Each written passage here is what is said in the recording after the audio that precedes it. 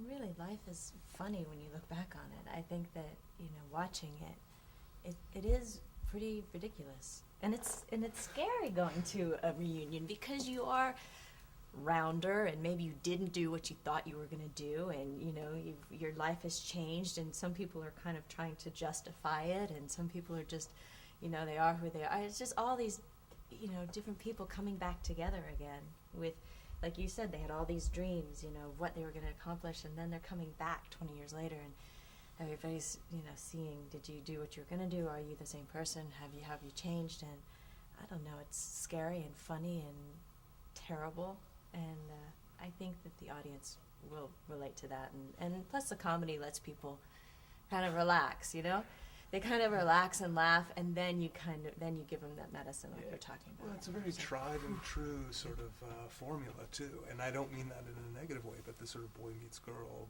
boy gets girl, boy loses girl, boy gets, it's the stuff of every romantic comedy you've ever seen, and in all the sort of like missed connections and misunderstandings and missed opportunities, there's a lot of stuff to mine for comedy, and it's bittersweet. It's funny and sad. And hopefully it's as funny as we think it is. Right. I think like people will, recognize in all the weird characters that I play. How many do you play in this? I think 16 or something like that. That they will identify those people as all the weird people that they would see at their reunion. And they will identify themselves as like, as but everybody will do that. Yeah. Like, and that can't possibly be the yeah. case. but then I think through the magic of that last sort of monologue and in glimpses throughout, you see that these sort of characters are also going through the same human things as Peter and Kari. So it's like sort of American towns too, like from American? Sherwood Anderson to Thornton Wilder, Yeah. our town. Yeah.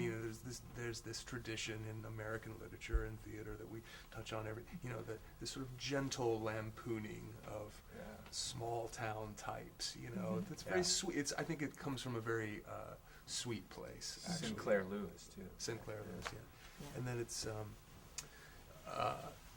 but they're recognizable types, I think, for all of us in some ways. He wrote them very lovingly, it Yeah. seems. Like it seemed like Craig knew these people, but he doesn't make fun of them in the sense that it's cruel. He really seems to love these characters, how he wrote them. They're fun. They're funny people. They're It's interesting you enjoyable. said it's American, and it's true, but last week I was trying to figure out one of the characters, Denise, and my roommate is a cellist from Albania, and his mother's was her birthday, and she was over at our apartment, and I was like, I'm trying to figure out all these characters, and she was she's like the grand dame of Albanian theater, actress.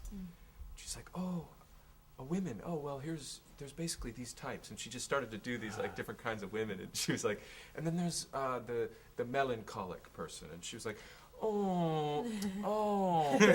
like the person who kind of is empathetic, but it kind of takes like a comfort in your suffering too, Right. It's like, that's it. But it's interesting because, these types are obviously universal all over the world.